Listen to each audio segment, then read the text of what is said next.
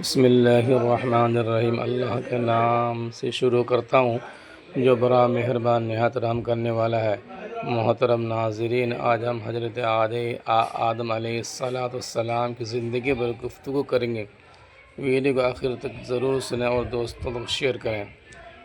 حضرت آدم علیہ السلام اور حضرت حوا علیہ السلام کی زندگی کا قصہ قرآن مجید میں متعدد مقامات پر تفصیل سے بیان کیا گیا ہے، جیسے سورہ بقرہ آیت نمبر 30-29، الاعراف آیت نمبر 11-25، طٰہٰ آیت نمبر 115-123، الحجر آیت نمبر 26-44۔ دیگر صورتوں میں یہ انسانی تاریخ کا آغاز ہے، اور اس سے اللہ تعالیٰ کی بے پایہ قدرت، اطاعت کی اہمیت، شیطان کی دشمنی، توبہ کی فضیلت، اللہ کی وسیع رحمت اور انسانی زندگی کے امتحان کے عظیم اسباق ملتے ہیں۔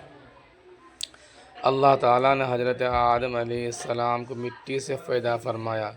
قرآن مجید میں ارشاد ہے، بے شک ہم نے انسان کو سوکھی ہوئی مٹی سے پیدا کیا اور کھنکھناتی مٹی سے۔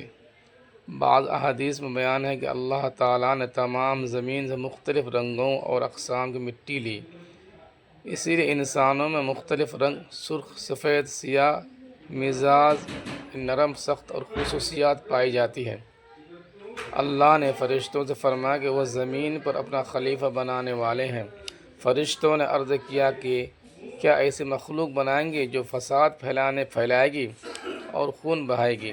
اللہ نے فرمایا، میں وہ جانتا ہوں جو تم نہیں جانتے۔ پھر اللہ نے حضرت آدم علیہ السلام کو تمام چیزوں کے نام سکھائے جو فرشتوں کو معلوم نہ تھے۔ جب فرشتوں سے نام پوچھے گئے تو وہ نہ بتا سکے، مگر حضرت آدم علیہ السلام نے بتا دیے۔ اس کے بعد اللہ نے فرشتوں کو حکم دیا کہ حضرت آدم کو تعظیمی سجدہ کریں۔ سب نے سجدہ کیا مگر ابلیس یعنی شیطان نے تکبر کیا اور انکار کر دیا، اس لیے وہ اللہ کی رحمت سے مردود ہو گیا اور جنت سے نکال دیا گیا۔ حضرت آدم علیہ السلام کی تنہائی دور کرنے اور ان کے لیے سکون کا ذریعہ بنانے کے لیے اللہ تعالیٰ نے ان کی پسلی سے حضرت حوا علیہ السلام کو پیدا فرمایا۔ قرآن میں ارشاد ہے، اے لوگو اپنے رب سے ڈرو جس نے تمہیں ایک جان سے پیدا کیا اور اسی سے اس کی جوڑا بنایا۔ حدیث مبارکہ میں نبی کریم صلی اللہ علیہ وسلم نے فرمایا کہ عورت کو پسلی سے پیدا کیا گیا جو ٹیڑھی ہے، اسے سیدھا کرنے کی کوشش نہ کرو ورنہ ٹوٹ جائے گی، بلکہ حسن سلوک سے رکھو۔ جب حضرت آدم علیہ السلام جاگے تو انہوں نے حضرت حوا کو دیکھا اور پوچھا، تم کون ہو؟ انہوں نے کہا، میں عورت ہوں اور تمہارے لیے سکون اور رہنمائی کے لیے پیدا کی گئی ہوں۔ اس وقت فرشتوں نے ان کا نام حوا رکھا کیونکہ وہ زندہ سے پیدا ہوئی۔ دونوں کو جنت میں رہائش دی گئی جہاں ہر نعمت میسر تھی۔ اللہ نے فرمایا، اے آدم تو اور تیری بیوی جنت میں رہو اور جہاں سے چاہو کھاؤ پیو، مگر اس درخت کے قریب نہ جانا ورنہ ظالموں میں سے ہو جاؤ گے۔ جنت میں وہ مکمل آزادی اور آرام سے رہ رہے تھے، نہ بھوک، نہ پیاس، نہ ننگ اور نہ تھکاوٹ تھی۔ بعض روایات میں ہے کہ حضرت آدم علیہ السلام کی لمبائی 60 ہاتھ تقریباً 30 میٹر تھی اور وہ اللہ کی صورت پر پیدا کیے گئے تھے، مگر شیطان نے اپنی دشمنی کی وجہ سے انہیں ورغلایا۔ اس نے وسوسہ ڈالا کہ یہ درخت کھانے سے تمہیں ہمیشہ کی زندگی مل جائے گی یا فرشتوں جیسی صفت حیثیت حاصل ہو جائے گی۔ شیطان نے جھوٹی قسمیں کھا کر انہیں یقین دلایا کہ وہ ان کا خیر خواہ ہے۔ دونوں اس بہکاؤ میں آ گئے اور ممنوعہ درخت کا پھل کھا گیا۔ نتیجہ یہ ہوا کہ ان کے جسم کے سطر ایک دوسرے کے سامنے کھل گئے اور وہ شرم سے جنت کے پتوں سے ڈھانپنے لگے۔ اللہ نے پوچھا، کیا میں نے تمہیں اس درخت سے منع نہیں کیا تھا؟ اور یہ کہ شیطان تمہارا کھلا دشمن ہے۔ دونوں نے فوراً ندامت کا اظہار کیا اور خوبصورت کلمات میں توبہ کی، اے ہمارے رب، ہم نے اپنے اوپر ظلم کیا، اگر تو نے ہمیں معاف نہ کیا اور رحم نہ کیا تو ہم خسارہ پانے والوں میں سے ہو جائیں گے۔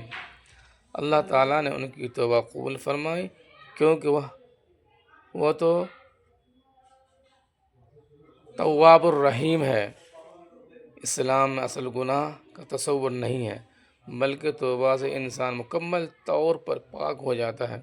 اللہ نے فرمایا، تم سب یہاں سے اتر جاؤ، تم ایک دوسرے کے دشمن ہو اور تمہارے لیے زمین میں ایک مدت تک ٹھکانہ اور سامان ہے۔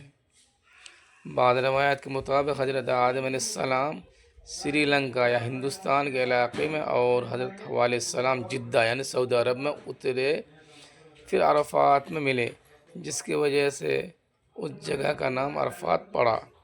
بعض میں ہے کہ حضرت آدم علیہ السلام صفا پر اور حضرت حوا علیہ السلام مروہ پر اترے۔ زمین پر انسانی زندگی کا آغاز ہوا۔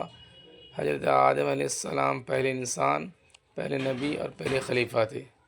ان کی اولاد بہت ہوئی۔ روایت کے مطابق حضرت حوا علیہ السلام کی 20 بطن سے 40 بچے پیدا ہوئے، ہر بطن میں ایک لڑکا اور ایک لڑکی۔ پہلے قابیل اور اس کی جوڑواں اقلیمہ، پھر حابیل اور اس کی جوڑواں لبودہ، اور آخری عبد المغیث اور ام المغیث تھے۔ اس کے علاوہ حضرت سیس علیہ السلام پیدا ہوئے، جو حابیل کے بعد اللہ کا عطیہ تھے، اور ان کی نسل سے باقی انسان پھیلے۔ بعض روایت میں کل اولاد کی تعداد مختلف بیان کی گئی ہے، مگر سب سے مشہور یہ ہے کہ 40 بچے، 20 لڑکے اور 20 لڑکیاں۔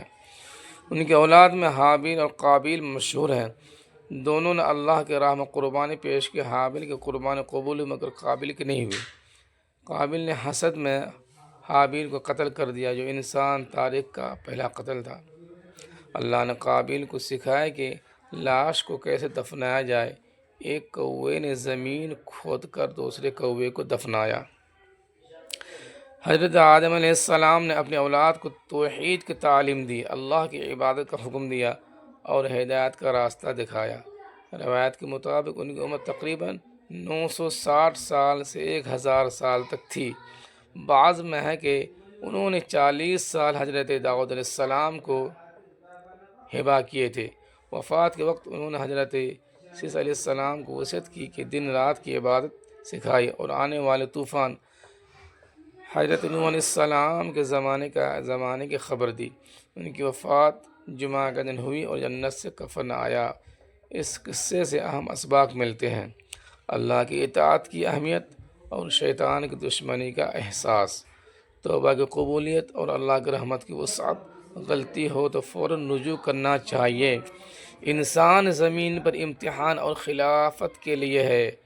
تکبر، حسد اور نافرمانی کی برائی، اللہ کی قدرت اور حکمت پر کامل یقین۔ اسلام کی ابتدا حضرت آدم علیہ السلام سے ہوئی اور جمعہ کا دن سب سے افضل ہے۔ یہ قصہ ہر مسلمانوں کو یاد دلاتا ہے کہ اللہ کی طرف رجوع اور توبہ ہمیشہ ممکن ہے۔ اللہ ہم سب کو ہدایت دے، توبہ کی توفیق عطا فرمائے، شیطان کے وسوسوں سے محفوظ رکھے اور جنت الفردوس میں جگہ نصیب فرمائے۔ آمین ثم آمین۔ وما توفیقی الا باللہ۔